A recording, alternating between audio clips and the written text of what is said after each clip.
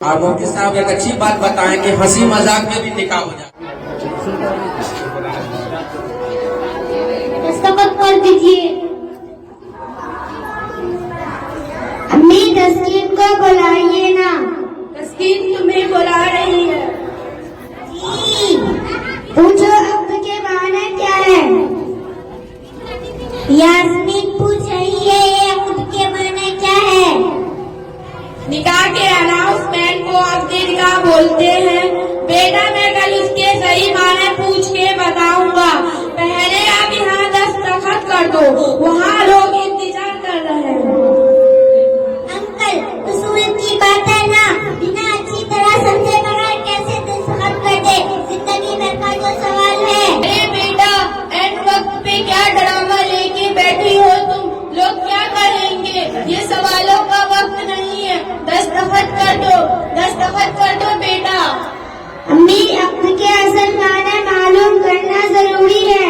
इस लड़की का हालात मुझे कुछ अच्छे नहीं लग रहे। अंकल आप जरा कारी साहब को बुला दीजिए ना प्लीज। देखो यास्मीन, तुम दुल्हन हो, दुल्हन को जैसे बड़े बोले वैसे सुनना पड़ता है, वरना बहुत बदनामी होगी। ठहरो, मेरी बेटी एजुकेटेड है, ये कोई बात बगैर गौजी के नहीं कहती। कोई ना कोई अहम बात होगी, वो इसलिए पूछ रही है। रुको, मुझे काजी साहब को बुलाने दो। जी, मर्द को औरत में कैसे बुलाए? मर्द तो यहाँ पहले से है, क्या है मर्द नहीं? काजी साहब क्या आप 2 मिनट के लिए अंदर तशरीफ लाएंगे?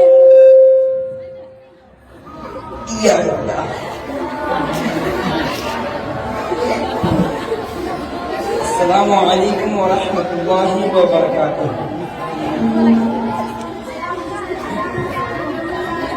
काजी साहब, बच्चे दस्तखत करने से पहले कुछ पूछना चाहते।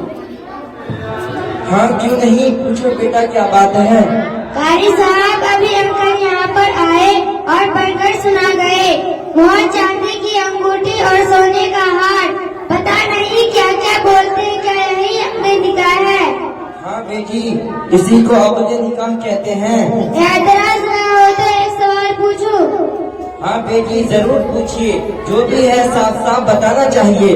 अगर आपको इस अब्द निकाह में कोई एतराज है तो निकाह बातिल हो जाता है और हम सब गुनाहगार हो जाते हैं। नहीं नहीं, ऐसी बात नहीं है। मेरा सवाल ये है कि अब्द के माने क्या है। इसके माने तो बहुत मामूली है। नहीं, ये मामूली बात नहीं है। आप मेहरबानी करके मुझे अब्द के माने बताइए।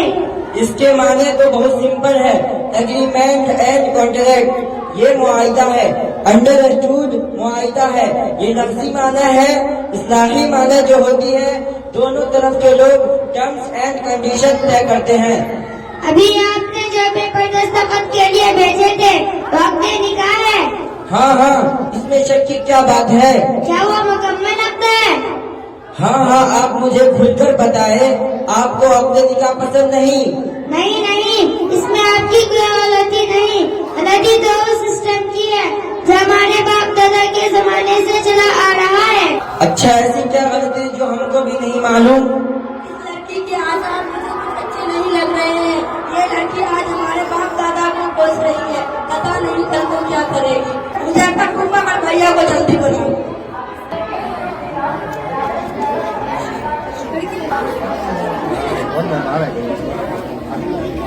प्रोग्राम आया था अभी लौटना था वो। देखो लड़की क्या बोल रही है। हाँ बेटी, आप क्या बोल रही थी? आपने हमें बताया अब्द यानी कॉन्ट्रैक्ट एग्रीमेंट है। न एग्रीमेंट तो एक नहीं, दोनों पार्टियों के दरमियान तय होने वाली कंडीशंस का नाम है। हाँ बिल्कुल। जब ये राइटिंग में लिखा जाए तो दोनों पार्टियों के एग्री टर्म्स एंड कंडीशंस लिखना चाहिए, तभी ये मुकम्मल अब्द कहेंगे। हाँ बेटी, आपकी बात तो सही है। मोहर में दोनों तरफ के लोगों ने इत्तेफाक से तय किया, हमने तो वो भी लिखा है। इसमें वन साइड अनाउंसमेंट की क्या बात है? वन साइडेड इसलिए क्योंकि एक पार्टी ने देने का जो इत्तेफाक किया, यानी मोहर उसको तो ऐलान कर दिया, लेकिन उन्होंने जो दूसरी पार्टी यानी मेरे वालिद से लेने के एग्रीमेंट क्या जो रहा जायज, उसकी तो आप जिक्र ही नहीं कर रहे, ऐसा क्यों? बेटी, ये तरीका नहीं होता। आपके वालिदैन जो दे रहे हैं वो जहेज है, जो खुशी से दे रहे हैं। इसका अपने निकाह से कोई ताल्लुक नहीं होता। वो तो तोहफा है जो हर बाप अपनी बेटी को देता है। कारी साहब प्लीज, मैं जो कहना चाहती हूँ समझे, यह तोहफा है, यह तोहफे का धोखा है। और कीजिए ना तो यह तोहफा है ना, यह खुशी से एक सोशल प्रेशर है, एक इमोशनल ब्लैकमेल है। कौन कितना जहेज देगा और कौन कितना जहेज लेगा, उसकी एक किस है, एक कंपटीशन है। खुशी से तोहफा देने के लिए कोई लेने वाला से नेगोशिएशन नहीं करता, बीच में बातचीत के लिए चर्चा मीटिंग नहीं होती, बीच में ब्रोकर्स और दलालों की जरूरत नहीं होती। खुशी से जो तोहफा दिया जाए वह इंसान अपनी असलियत से देता है। तोहफा देने वाले उस खौफ में नहीं जीतेंगे, अगर दामाद के घर वालों के मुताबिक न हुआ तो उनकी बेटी की जिंदगी खराब हो सकती है। तोहफा जरूरत का सामान हो सकता है, जोड़े का रस्म, गाड़ी, इलेक्ट्रॉनिक और 500 मेहमानों का मयारी खाना तोहफा नहीं होता। यह चीजें चाहे मोहर हो या जहेज, जब ये चीजें दोनों पार्टियों के दरमियान हर नेगोशिएशन तय होती है तो उसे वक्त में लिखना चाहिए, तभी ये कॉन्ट्रैक्ट वक्त कहलाने के मुस्तहिक है। वरना एक पार्टी जो दे रही है उसे बड़ी शान से सबके सामने ऐलान करना और दूसरी पार्टी जो इतनी मुश्किलों से दे रही है उसे नजरअंदाज कर देना, क्या ये आपके खिलाफ नहीं है? क्या ये नाइंसाफी नहीं है? बोलते आप सब जानते हैं, फिर आप मचान बन रहे हैं, क्या ये नाटक नहीं? हाँ है, ये नाइंसाफी है। वाकई ये हमारे बाप दादा के जमाने से चली आ रही है, लेकिन हम क्या कर सकते हैं?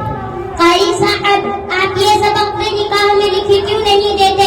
यही तो उसूल है। हम जो दे रहे हैं वो भी लिखना होगा, वो जो दे रहे हैं वो भी लिखना होगा। पागल हो गया है क्या? हथकड़ी लग जाएगी। मालूम है कि जहेज लेना गैर कानूनी है, कानून के खिलाफ है। अगर राइटिंग में दे देते तो हम हिंदुस्तान के कानून एंटिटी और डीएन के तहत अंदर हो जाएंगे। अब्दुल समद साहब, कानून की बात तो दूर की है, पहले तो जहेज और यहाँ का खाना दोनों कुरान और सुन्नत के खिलाफ वर्जी है।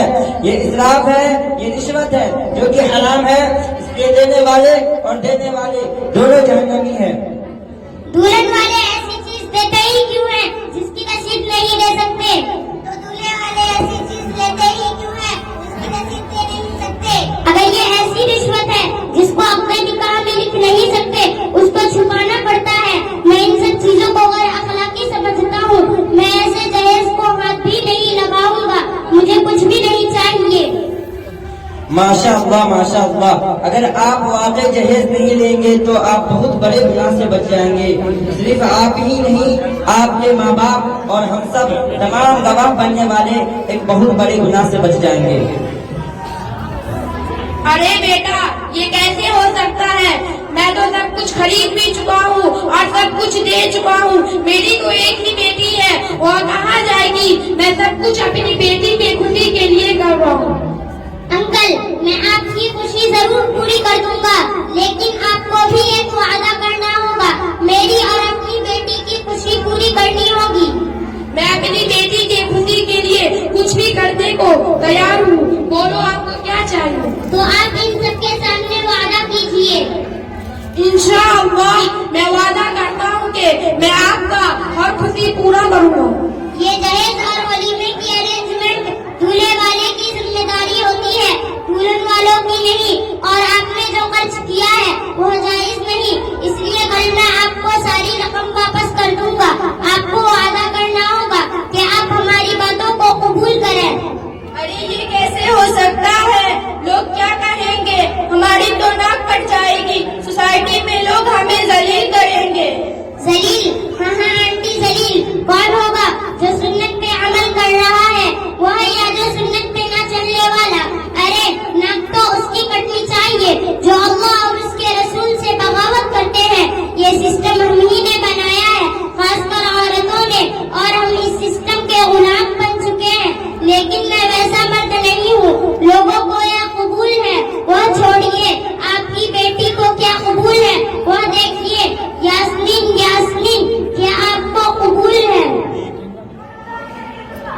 खत्म कर दो। हाँ मुझे कबूल है। बेटे यही खत्म कर दो इसको। मेरे बेटे ने आज मर्द होने का सबूत दिखा दिया, जो इनमें से एक बाप नहीं कर सका वो बेटे ने कर दिखाया। मुझे मेरे बेटे पर नाज है।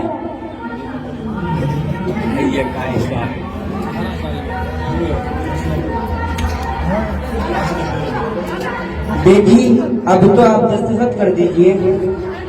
चलो खत्म करो। अरे आगे मत करो, निकाह मजाक में भी निकाह हो जाता है। दोनों लड़की है, लड़का नहीं है उसमें। लड़की है वो भी। अल्हम्दुलिल्लाह, शादी मुबारक हो अब्दुल समद साहब।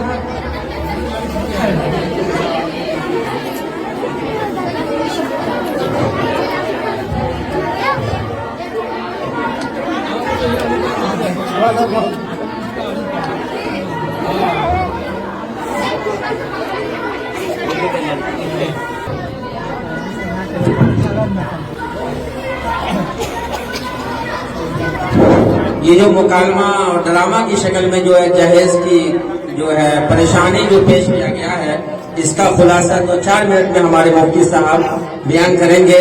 और मुफ्ती साहब एक अच्छी बात बताएं कि हंसी मजाक में भी निकाह हो जाता है, लेकिन हमने कोशिश की कि दोनों लड़की है, नाबालिग है, बच्ची है, ताकि हंसी मजाक में भी निकाह नहीं हो।